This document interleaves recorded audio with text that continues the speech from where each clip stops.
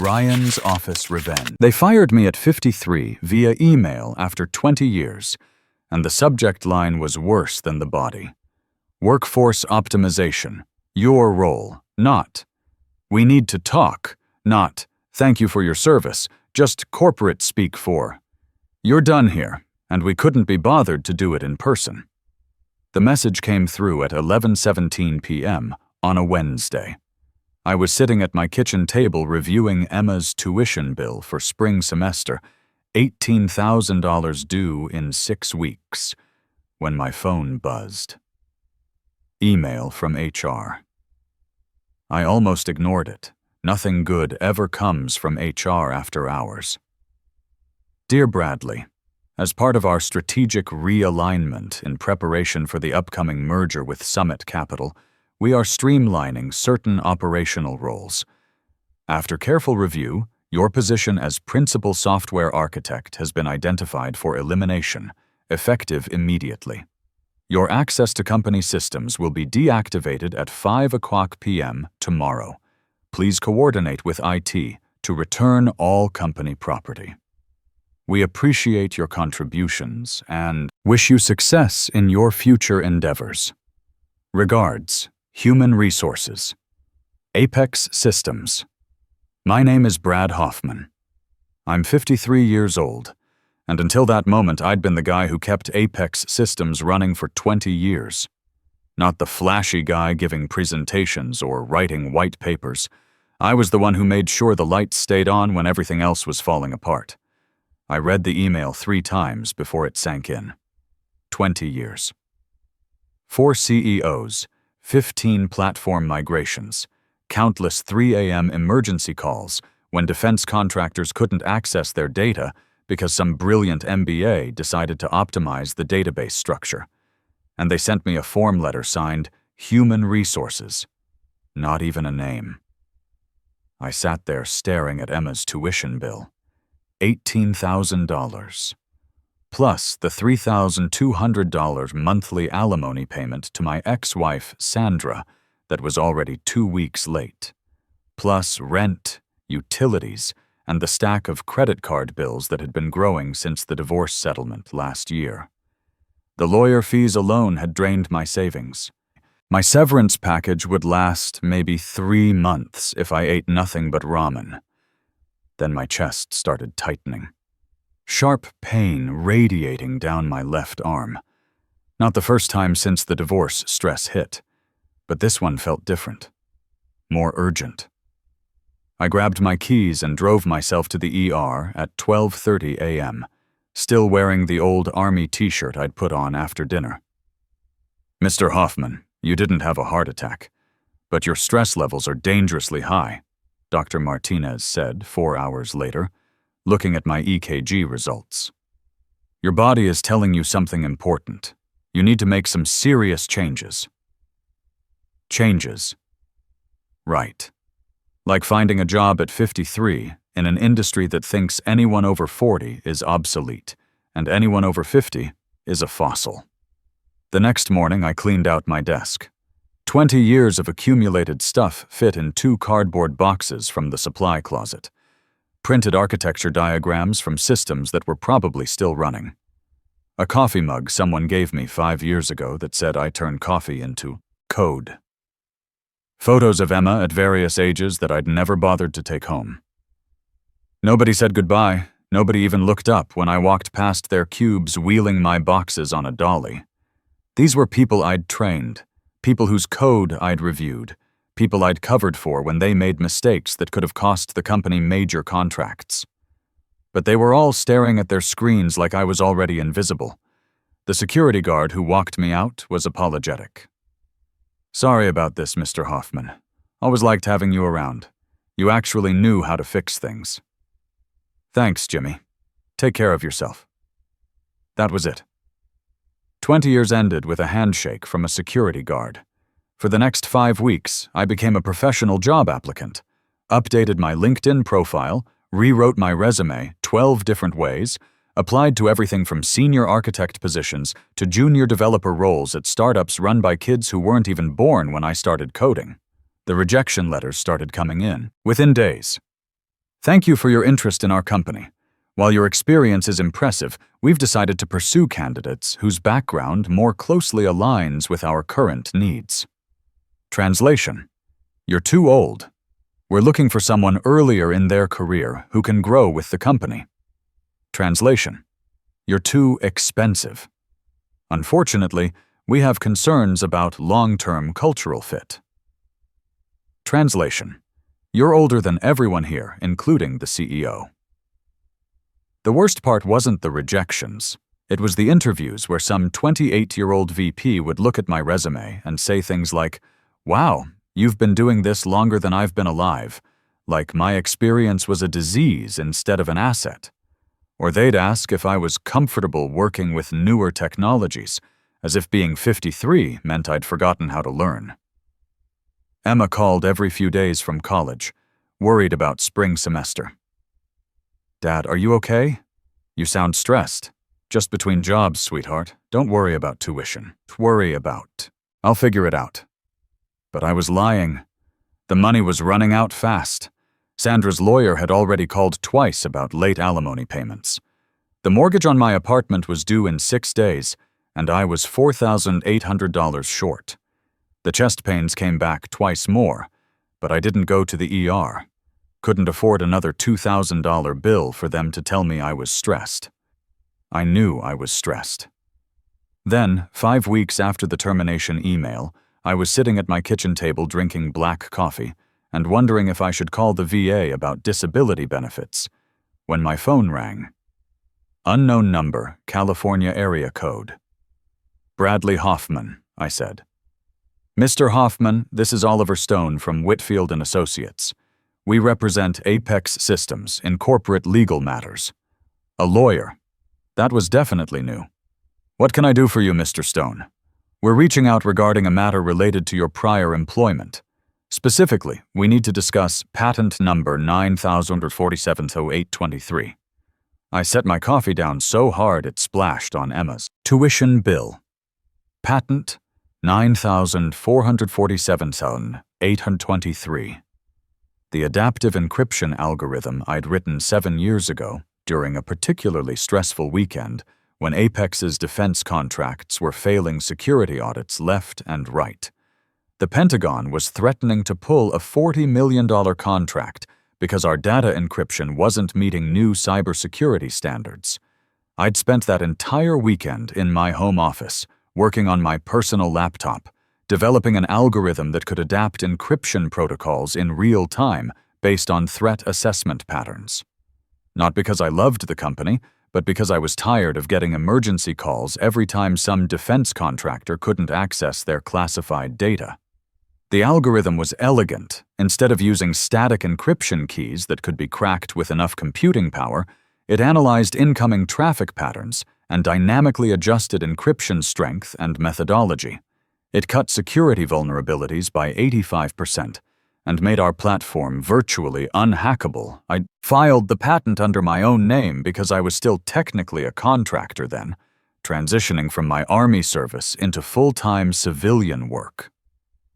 My contractor agreement explicitly stated that any intellectual property created on personal equipment during non-billable hours remained the property of the contractor unless formally assigned in writing to the company. Nobody at Apex ever asked about it. They just implemented the algorithm, saved their Pentagon contracts, and moved on. I'd forgotten about it until that phone call. "What about the patent?" I asked, trying to keep my voice steady. Stone's tone shifted, becoming more formal and careful. "We're in the final stages of due diligence for the Summit Capital acquisition. The technical review identified certain dependencies in Apex's core infrastructure that rely on intellectual property we don't currently own." I leaned back in my chair. "You're saying you can't complete the deal without my patent?" A pause. "We're saying there are complications that need to be resolved quickly. We'd like to schedule a meeting to discuss transfer of rights." I smiled for the first time in 5 weeks. Not a happy smile. The kind of smile you get when the people who threw you away like garbage suddenly realize they need something you have. Then you'll need to deal with me, I said. Not your CEO, not your board, me. Mr. Hoffman, I don't think you understand the urgency here, Stone continued. This is a $590 million transaction. Any delay could jeopardize the entire deal. We're prepared to offer fair market compensation for a quick resolution. I understand perfectly, I said, standing up and walking to my kitchen window. You fired me 5 weeks ago to clean up your balance sheet for this merger. You wanted to look lean and efficient for the buyers. Now you've discovered that the technology holding your entire defense platform together is owned by the guy you just tossed out. Silence on the line. I could almost hear him calculating how much trouble Apex was in. So here's how this works, I continued. You want to talk? Send me a formal proposal. Include compensation terms, licensing structure, and a list of everyone who will be in the room. And Mr. Stone? I'm not signing anything without my lawyer present, and I'm not doing this on your timeline. You need me more than I need you. I hung up and sat there for a minute, heart pounding, but not from stress this time. From the satisfaction of finally saying what I'd wanted to say for 5 weeks. Then I called the one person who'd seen this coming years ago. Howard Miller picked up on the third ring. Howard was 68, a grizzled Army veteran who'd worked at Apex back when it was a 12-person startup in a converted warehouse. He'd been my mentor when I transitioned from combat engineer to software architect after my service in Iraq. Howard understood both the military mindset and the corporate world's tendency to chew up veterans and spit them out. Brad, I was wondering. When you'd call, he said. Heard about the layoffs through the grapevine. Figured they'd be stupid enough to cut you. Howard, remember 7 years ago when you told me to file patents on anything I built on my own time? He chuckled, a dry sound. The encryption algorithm? You actually listened to an old man's advice? I did, and now they can't sell the company without it. Good, let them squirm. You need a lawyer? Yeah, someone who specializes in corporate IP disputes. Call Victoria Barnes. She's at Barnes & Associates downtown. Former in-house counsel at 3 different defense contractors before she went solo. She's sharp, knows the industry, and doesn't take garbage from corporate bullies. Tell her I sent you. Howard gave me her number, then asked the question that mattered. Brad, what do you really want out of this? Money? Revenge? Justice? I thought about Emma's tuition bill still sitting on my kitchen table, about Sandra's lawyer threatening legal action over missed alimony payments, about 20 years of loyalty rewarded with a form letter termination. I want them to understand that experience matters, I said, that you can't just throw people away when it's convenient. And Howard? I want my team protected. The junior engineers who are good at their jobs but don't have the connections or experience to fight back. That's going to complicate things, Howard said. But it's not impossible. Just remember what we learned in the Army. The enemy always reveals their true position when they're desperate. Victoria Barnes was everything Howard promised. Mid-50s, sharp gray suit, eyes that missed nothing. I met her at her office the next day, a corner suite in a downtown tower that screamed expensive but not flashy. Walk me through everything, she said, after I'd explained the situation. Start with your original contractor agreement. I pulled out the paperwork I'd dug up the night before. Victoria read through it carefully, taking notes on a yellow legal pad. You own this patent outright? She asked. Yes. Apex never requested assignment, never paid me for it, never even acknowledged it existed until their lawyers found it during due diligence. She smiled. Not a friendly smile, a predator's smile. Then they're in serious trouble. Without your patent, they can't sell their defense platform to Summit Capital. And without the platform, there's no $590 million deal. So what do? We wait. They'll come back with an offer. When they do, we'll counter. And we'll keep countering until they understand that you're not a problem to be solved cheaply. You're a partner they need. The formal offer came 3 days later, delivered by courier in a thick envelope with Whitfield & Associates letterhead. Very official, very expensive looking. $200,000 for full assignment of patent 9,447,823. Victoria laughed when she read it. Actually laughed. This is insulting. They're offering you $200,000 for a patent that's enabling a $590 million deal. That's like offering someone $20 for a car. We drafted our counteroffer the same day. $4 million for exclusive licensing rights, plus 2% royalty on all products incorporating the patent, plus employment protection guarantees for Apex's engineering staff. They came back at $500,000 with no royalties and no employment protections. We countered at $3.5 million with those retained licensing rights. Then they stalled for a week. That's when Simon Walsh called me directly. Simon was Apex's CEO, brought in 2 years ago from some consulting firm to professionalize operations and prepare for scale. He was the one who'd signed off on my termination. Mid-40s, MBA from somewhere expensive, the kind of guy who used phrases like synergistic optimization in casual conversation. "Brad," he said, voice warm and friendly like we were old buddies. "Hey, I know there's been some confusion about old paperwork. I wanted to reach out personally and clear the air. There's no confusion, Simon. I own the patent. You need it." "Right, absolutely. And I totally respect that intellectual property is important. Look, I'm prepared to make this right. $750,000 for full assignment. Clean break. Plus, I'll personally ensure you're brought back as a senior consultant for the transition. Full benefits, competitive day rate, $750,000 for a patent enabling a $590 million deal. Plus the insult of offering me my old job back as a consultant." "Simon, this call is being recorded for documentation purposes," I said. Silence. "Do not contact me directly again. All communication goes through my attorney." "Brad, wait. Look, I understand you're upset about the layoffs, but this is business. We needed to optimize our cost structure for—" "The answer is no," I interrupted. "You fired me via email to make your numbers look good. You treated me like I was disposable. Now you get to learn what that decision actually cost you." I hung up. My hands were shaking, not from fear, but from the satisfaction of finally telling Simon exactly what I thought of him and his optimization. The retaliation started the next day.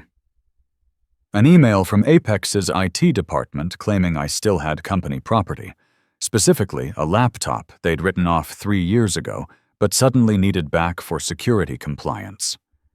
Pure harassment. Then a letter from HR saying my possession of proprietary development materials violated my severance agreement. They were trying to paint me as some kind of corporate thief. Victoria shut it down immediately with cease and desist letters that made their lawyers back off. But Simon's nastiest move came through the team. Zach Williams called me that evening. Zach was one of the junior developers I'd hired and trained 3 years ago. Good kid, asked smart questions, actually read documentation before asking for help. "Brad, I need to tell you something," he said, voice tight with worry. "Simon held an all-hands meeting today. He said the Summit deal might fall through because of legal complications with legacy intellectual property. He said if it does, the whole engineering department gets laid off. 37 people, Brad, including the contractors. There it was. Simon was using my own people as hostages, making them think I was the villain holding up their future." "Zach, listen to me carefully," I said.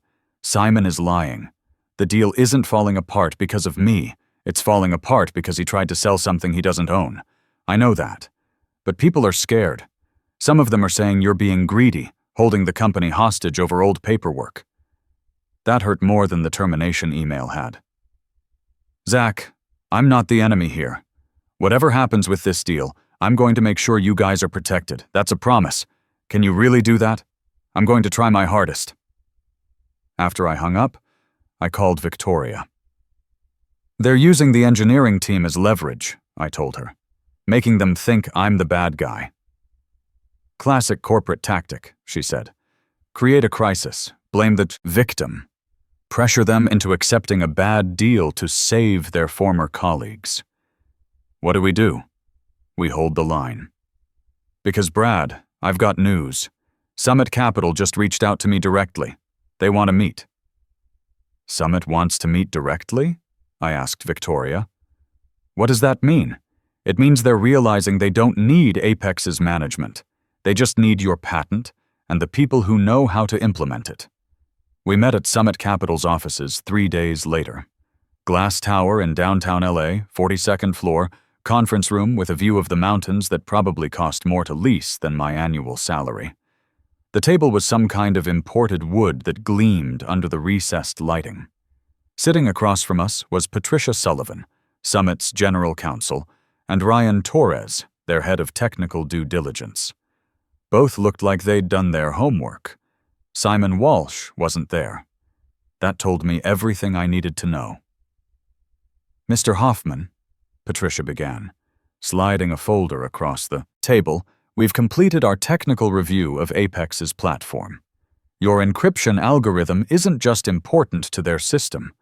It's the foundation everything else is built on. I nodded. I know. I designed it that way. The question is, Ryan said, leaning forward, what do you want to do about it? Victoria had prepared me for this moment. Don't seem eager. Let them make the first move. Show them you're a partner, not a vendor. That depends on what you're proposing, I said.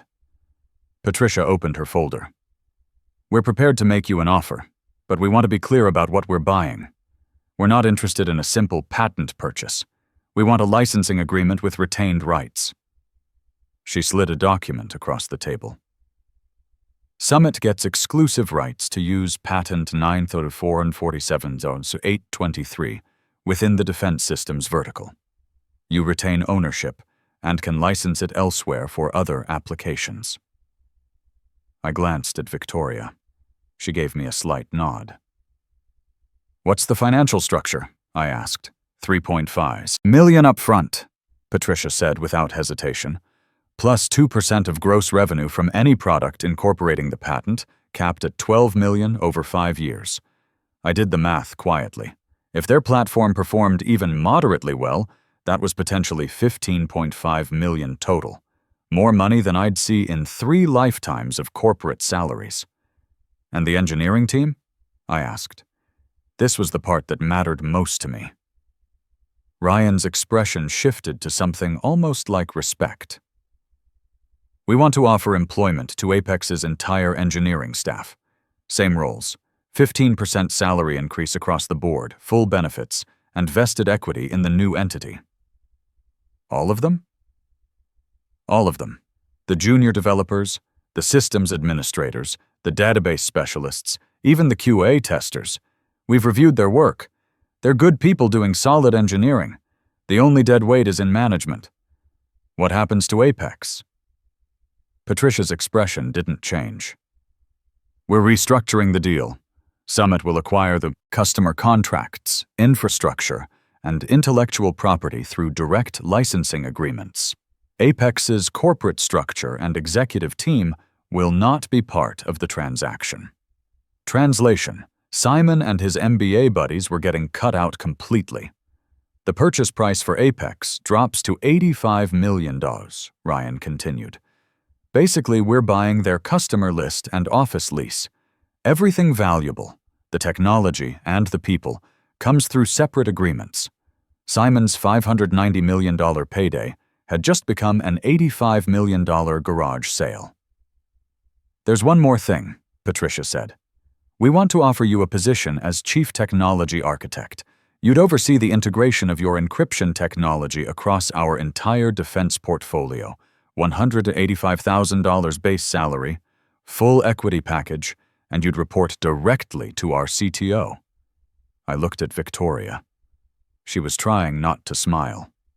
I want employment guarantees in writing, I said. Salary increases, equity vesting schedules, severance protections, and I want to personally approve the final list of who gets offers from the engineering team. Agreed, Patricia said immediately. One more thing. I want a no retaliation clause. Summit commits to never hire or contract with anyone from Apex's current executive team for a period of 5 years. Ryan actually smiled at that. Done. We shook hands across that expensive table. The same hand that had been ignored for 5 weeks was now closing a deal worth potentially $15.5 million. The news broke 2 days later.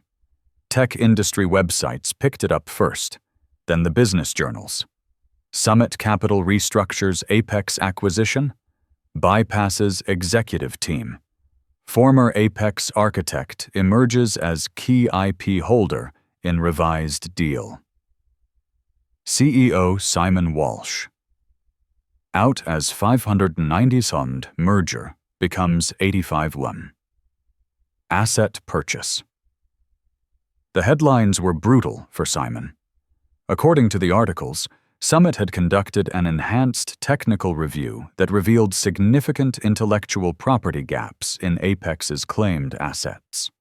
The original merger agreement was terminated, replaced by a targeted asset acquisition focused on proven technology and engineering talent. Corporate speak for, "We don't want your managers, we want the people who actually build things." My phone started ringing immediately. Reporters wanting quotes about David beating Goliath. Headhunters suddenly very interested in my available status. Even a few former colleagues from other companies reaching out to congratulate me. But the call that mattered most came from Zach. "Brad, is it true? Summit offered jobs to the whole engineering team?" "It's true. 15% raises, better benefits, equity packages." And Zach? No more 3 a.m. emergency calls, because some VP decided to optimize the database without understanding how it works. I could hear the relief in his voice. "What about Simon?" "What about him? Word is he's been trying to reach you. Simon had indeed been trying to reach me. 3 voicemails in 2 days, each one more desperate than the last. The first one, professional. Brad, we should talk about finding a mutually beneficial solution. The second was pleading. Brad, please call me back. I think we can work something out that benefits everyone. The third was desperate. Brad, I know things got heated, but I'm in a really tough spot here. The board is asking questions I can't answer. Maybe we can figure out some kind of consulting arrangement? I listened to each one once, then deleted them. Victoria called me that evening. The employment offers went out today. 37 engineers, all accepted. They start Monday. And Simon? Simon's LinkedIn profile shows he's exploring new opportunities. Apex's board called an emergency meeting this afternoon. Word is they're looking for a scapegoat.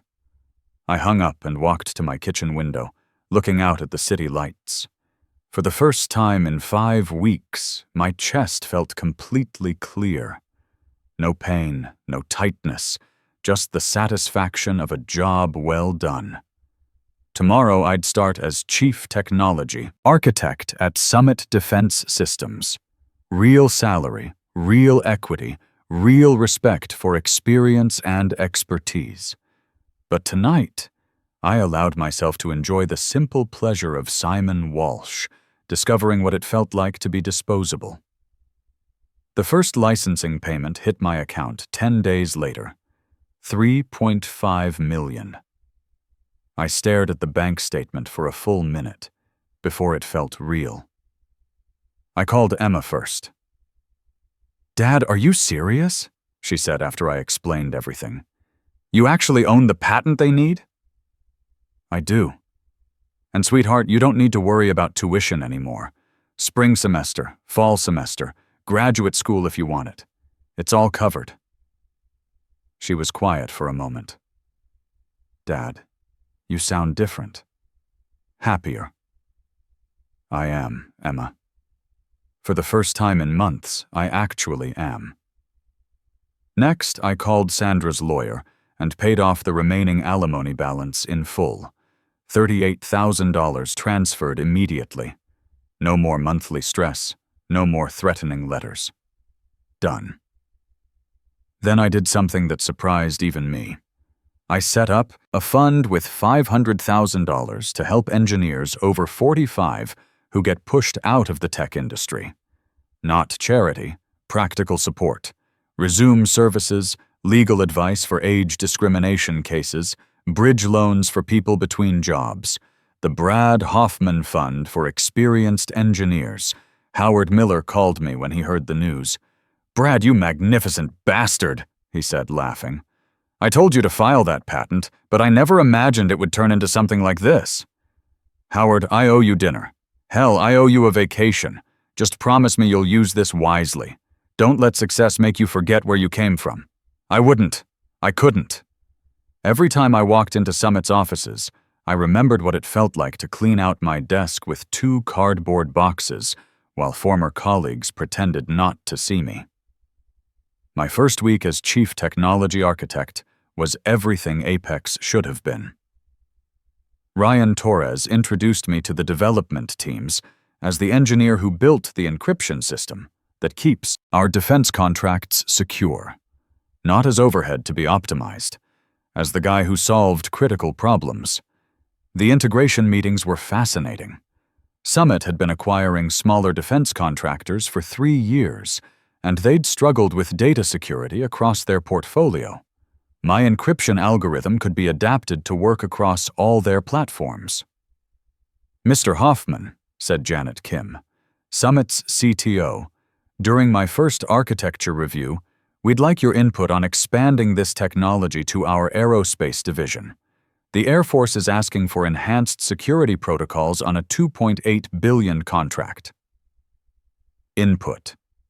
Not implementation orders from someone with an MBA who'd never written a line of code.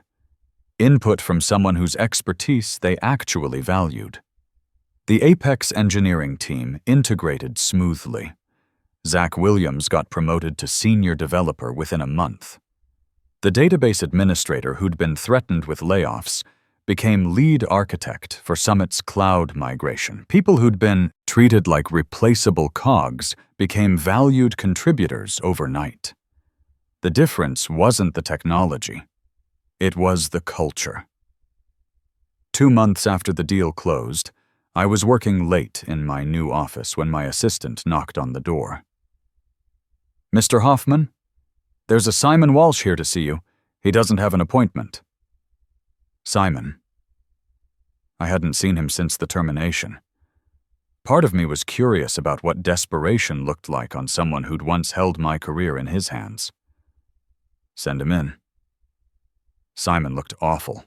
Wrinkled shirt, tired eyes, the kind of exhaustion that comes from months of rejection.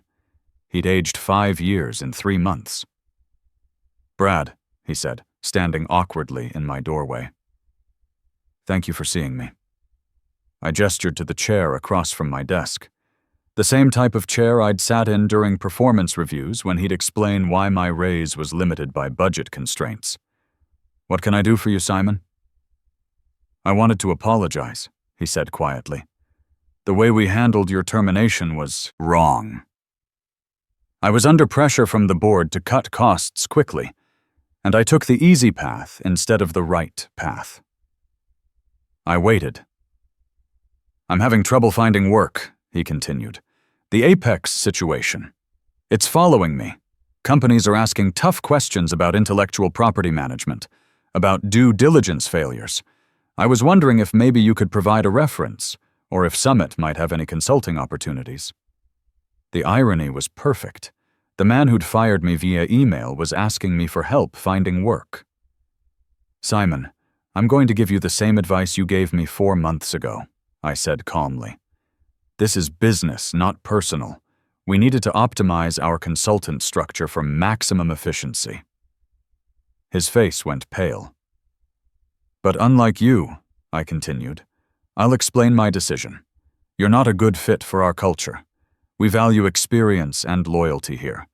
We believe in treating people with respect, even when we have to make difficult decisions." He sat there for a moment, then nodded slowly. "I understand," he said, standing up. "I deserved that. Simon, good luck with your job search. I genuinely hope you find something that's a better fit for your skills." He left without another word. I sat in my office for a while after he was gone, thinking about the path that led me here. The patent I'd almost forgotten about. Howard's advice to protect my work. Victoria's fierce negotiations. Summit's willingness to value expertise over politics. But mostly, I thought about the email that started it all. Workforce optimization. Your role. They'd been right about optimization. They'd just optimized the wrong person. The tech industry loves to talk about disruption, about moving fast and breaking things. But while they're busy chasing youth and cutting costs, they forget something critical. The foundation they're standing on was built by people who've been through the crashes, the failures, the hard lessons that come with experience. You can fire experience. You can streamline it to make spreadsheets look better. But you can't replace it. And when you realize too late that the thing you took for granted was actually holding everything together, don't be surprised when the bill comes due. They fired me at 53 to make their numbers look good. When their lawyers called about the patent, I smiled and said, "Then deal with me." Simon Walsh lost everything when he realized what experience was actually worth. I gained everything by remembering my own value. The chest pains are gone now. Turns out respect is better medicine than anything the doctors could prescribe.